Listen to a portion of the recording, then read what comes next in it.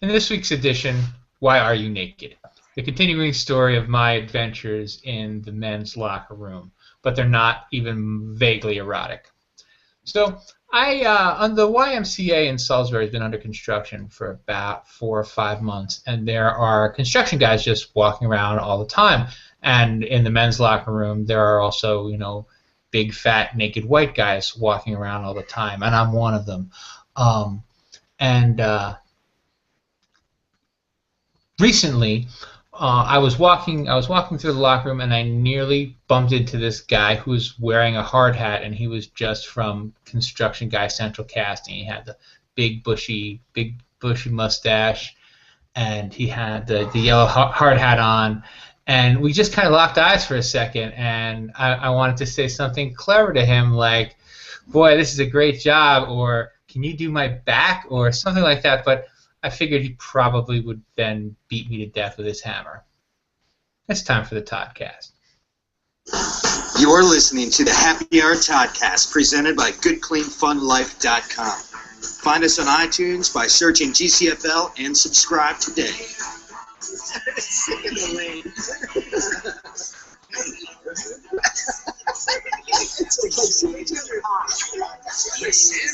Welcome to the Happy Hour Todcast. I'm Tony Russo, no relation. And I'm Todd from GoodCleanFunLife.com. Hey, I was going to let it play out. I just need to redo the opener. It's so... you know what? I'm a little irritated at you about that. Do you know why? Why? Because you don't like you laughing. I did one for my State of the Beer podcast. You know it takes like 10 minutes to do. It doesn't take any time at all. And you can put it, and again, I'm sure you know this, but I'll tell you anyway. There's a trailer button, and you can click trailer, and you can say, have everyone watch trailer until the show starts. Yeah. You know all of those things? I didn't know that. Yeah, there's a trailer button. You can upload. That's what I did. I made a 30-second video. I took photos, and I cut all the photos together. I put them behind the intro that I was using on the audio podcast, which my lovely wife Kelly was nice enough to do for me because I have an irritating voice and she has like one of those like deep sultry voices. So I had her do the intro. I cut it up. It took me 10 minutes. I'm like, holy Christ, we've been doing this with Todd for 4 years now. Took me 10 minutes, just like I left it on Ken Burns. I'm like, Ken Burns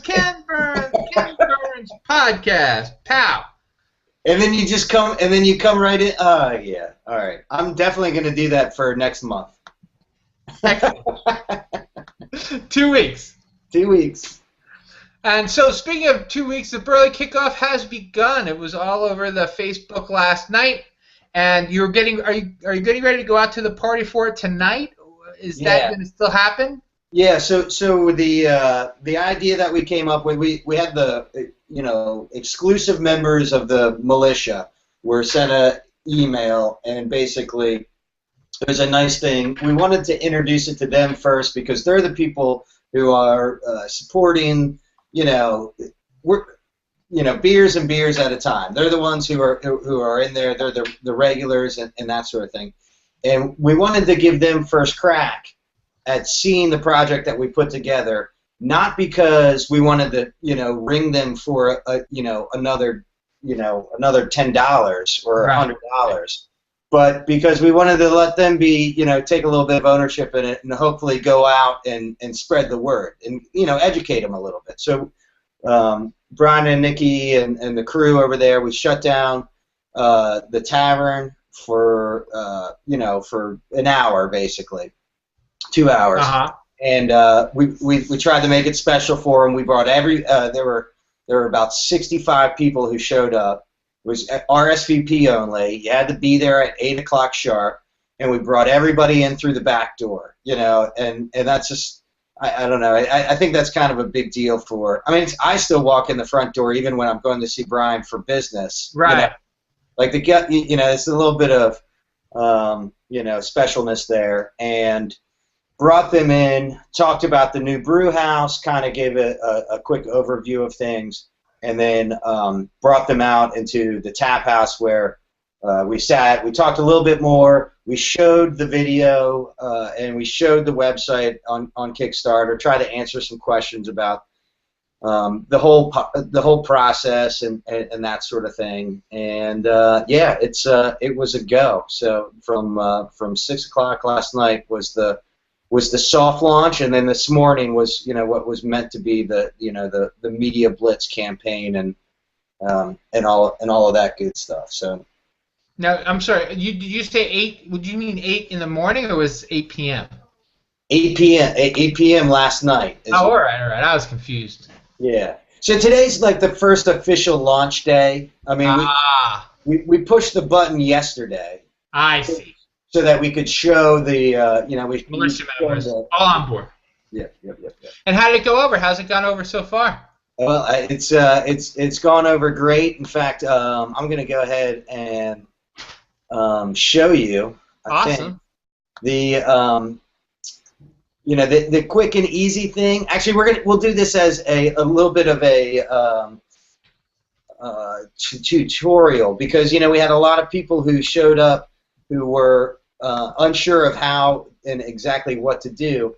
But it's so easy to just go to Kickstarter.com. If you don't have a login, you can sign up very easily just by using your Facebook and get to the project. Right now, once you're signed in, you just put in a little Burley Oak, and it's a project that comes up. And look at that right now. Actually, since we started, we've gained a couple new backers. Our pledge goal that we're going for is that 45,000, and it's explained in here what we're looking to get. All of the backing incentives are here on the page. This is the canning line that we're looking to get. We have the benefits of craft beer, which I'm interested to hear more about what you're talking about with that. But all of that. But yeah, this is real time right now, 5:10 on Tuesday. This is less than 24 hours later. We have $8,000 pledged to us so far. So that's that's pretty cool for us, I think. Oh yeah, no, it's very, very exciting. Yeah. So the next step is to carry it on through for the next 40 days. We have a 40-day run, and as you know, it's Kickstarter is an all or nothing deal. So even though we've had a nice little bump at the beginning, that early momentum is going to be important to carry through, because if we make $42,000, we don't see a dime of it. It all, nobody gets charged anything. It all evaporates into the ethos. Now, what are the other parts of your media push? Have you spoken to our mutual friend Brian Russo, no relation, for example? Is he going to do anything on his Coastal Connection show, or? I think because we were a little bit behind in finalizing some of the projects details, making sure that everything was right with that. The next step, I wrote a press release, which I really wish I knew somebody who was formerly in the press business. But that is the next step. We're gonna call Steve Green. We're gonna call Stu. We're gonna hit up my buddy Lowell from WBAL and start getting the word out there about it. I don't want to overbrag, but I sent out a press release today at noon and have my boss booked on television for Thursday by 12:15. But man, that was dumb luck. That never happens. It was dumb luck. Yeah. But, well, so yeah, we have something written up, and that's definitely the game plan. That's this is our first campaign for Kickstarter. Natalie and I have done a lot of research on like how it works and how to make it successful. So we're hoping that the lessons that we've researched and are putting into place are able to net the results that we're looking for. Well, because you're making this push, don't be afraid to pick up that telephone and call people. Because I go through, and when I was an editor, and I know that editors still, that's why I was amazed. I got lucky with WMDT called me because she was checking her email and noticed she had a news hole at the moment she got my email. And that's the only way those things work. Like with press releases, they look at how big the press release is, and they're like, okay, this is a 2-inch story. And then they put it in the 2-inch story pile until they need a 2-inch story. Right. And have a photo, that sometimes makes things better because a lot of times it's hard to find good photos to come back. But when there's a lot of competition, it's always good to call and speak with one of the writers or one of the editors. Hey, I'm Todd. I sent out this email, but I just didn't know if you wanted to come by Burley Oak and hear about our big pitch. I don't know if you wanted to come and take a look at this Kickstarter project. It's the first one in the area for the first brewery in the area. That kind of pitch is going to be really, really a little bit more effective because now that everybody's done with summer, the emails are going to start flowing. Like at the end of summer, you don't get any emails, or I didn't get very many. Right. Because it was dead. Everybody's out of town, everybody's on vacation, and now everybody's back, and it's just like, pow. So, yeah.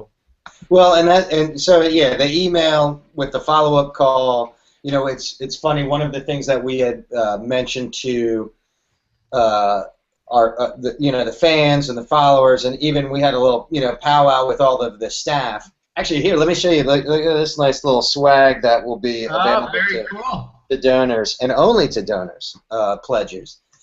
But one of the things we said is it's Brian's very uncomfortable with it because he doesn't want to feel like he's selling a condo in Florida for a week. Right.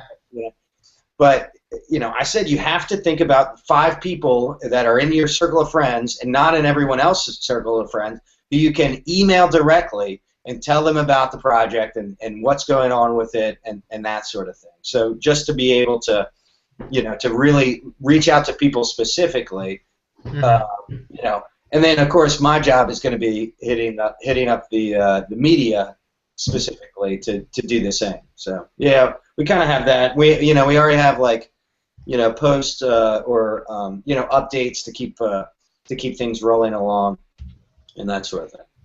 Well, it's interesting because today, in anticipation of this, I did a blog at stateofthebeer.com about cans in general and about how they're changing and how they're coming online and the different types of things that are available with cans. So you've done your research, but for our friends who are listening at a later date, let's talk about some of the important things about canning. The most important thing about it is they last longer. There's no light at all. So light is not beer's friend. And even, brown bottles are great. Brown bottles and green bottles are less great. But cans, nothing gets in. No air, no light, no nothing. The same beer because even a bottle's going to leach a little bit, not a lot. But the beer that comes out of the keg and into the can stays there. So the beer is, quote, fresher, unquote. It's going to taste more like what you would get at the source than even a bottle does. And now what we spoke about this beforehand, but of course the canning has improved by like 4,000 or 8,000% since the 1980s. The reason that Coors Light tastes like aluminum is because Coors Light tastes like aluminum out of the tap. It's just a terrible, terrible beer. But good beers still taste good out of a can. I think that's beyond dispute. But what would be really interesting to me, I guess, just a tip. Do they have any idea what they're going to? Right now, they're taking feedback. I mean, they have some ideas about what they would like to do, but not going to be. 100 things could change between now and then. But they just know that they're going to be listening to the audience. Well, there's because just the tip makes sense because it's the sessionable beers, and sessionable beers are big now, especially if you're going to be getting them in cans. But I like Dale's Pale Ale, which I guess you've heard of, and yep. Brian's a huge fan of, so I know he's probably talked about it a lot. One of the things they did is they canned a beer called Old Chub. Yes. Which is a Scotch ale. It's like a 9% big freaking beer in a can. And it's one of the few. That and Rocket Bike are the only two that I've seen that are big, robust beers in the can, you know. But I mean, I'm sorry, I say big, robust non-IPAs. There's also, if you want a robust IPA in a can, you know, Sierra Nevada, the Torpedo is in a can, the Pale Ale is in a can. Everything at Old Dominion, Old Dominion's got a ton of those canned, or the 21st Century Brewery also has a ton of cans in it. And they're making a big comeback because of the pack in, pack out, first of all. Yeah. Lighter to carry. But the other thing that I brought out of my little story, and people really don't talk about so very much, is shelf space. You know, the fight for shelf space is it's not getting vicious, but it's getting aggressive. And cans take up more cans per inch on shelf space because you can double them up, you can pack them. Cans fit 12 cans and 12 bottles fit in two different. You can fit 12 cans where you can't fit 12 bottles. Yeah. You can fit 24 cans where you cannot fit 24 bottles, and that just goes up and up and up. So the distributors like them better because the more beer they can take, the cheaper it is in gas. All of those things. But also, one of the things that's really interesting about the cans that I don't think a lot of people are talking about is that they have an appeal that bottles don't have because they can be cooler looking. There's only so much you can do with a bottle. I mean, Arrogant Bastard has hand-painted bottles or whatever, and that's awesome. But you can get colors that pop and don't fade, that don't rip off. You don't have any labeling issues. You don't have poor Bill Todd chained to a desk in the back. I can show you later off the air if you'd like, but his photo made of the book. I got my proofs back today. Nice. And there's a great photo of him, and his bald head is like shining in the book, and it's wonderful. I'm sure he will love that. You got to get him to sign yours right on the shiny part. So setting aside freshness, the other thing that people often do point out, but I'd like to point out as well, is temperature. You get a can of beer, you put it in the refrigerator, it's cold soon. They cool down faster and they stay cool longer because they don't lose heat, they don't lose coolness rather the way that bottles tend to. Right. So for all of those reasons, I think that it's awesome to have beer in cans, and I think that it would be interesting to have something that's not. The thing about having another Pale Ale or another IPA, there aren't very many Kolsch's. There's some like out of region Kolsch's, but there aren't a lot of Kolsch's that you can get in a can off the shelf. But there are, like, getting a porter out of a can is very, very rare. And like I said, those big ambers like Rude Boy in a can would crush. It would. Well, it's funny because I think a lot of people, we've talked about local. I think is because of the marketing campaign. As we're sending Berlin and Burley Oak, all over the East Coast. But a lot of the fans have been looking, have been making comments about, Rude Boy. And Brian's even talking about Sour Trip. Like, having a sour beer in a can is just, unheard of.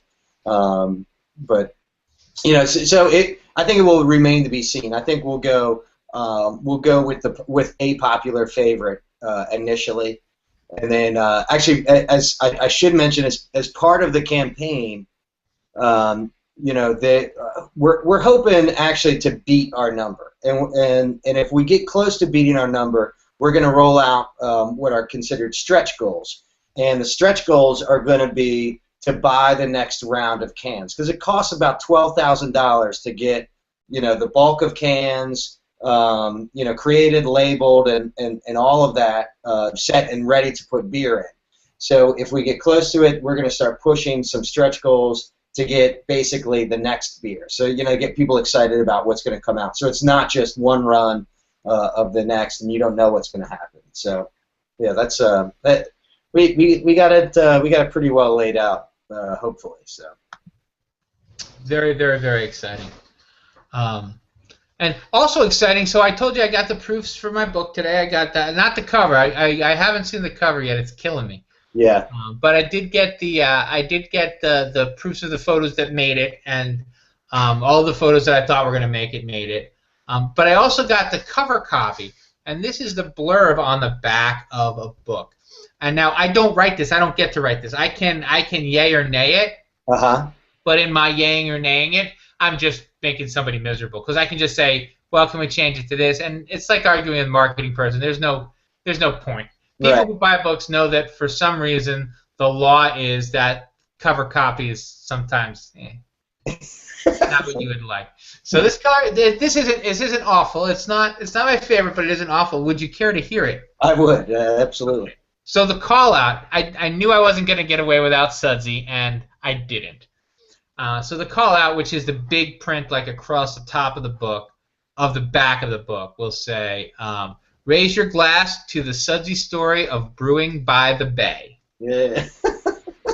What are you going to do? And then the main copy. Raise your glass. Sudsy story. Sudsy.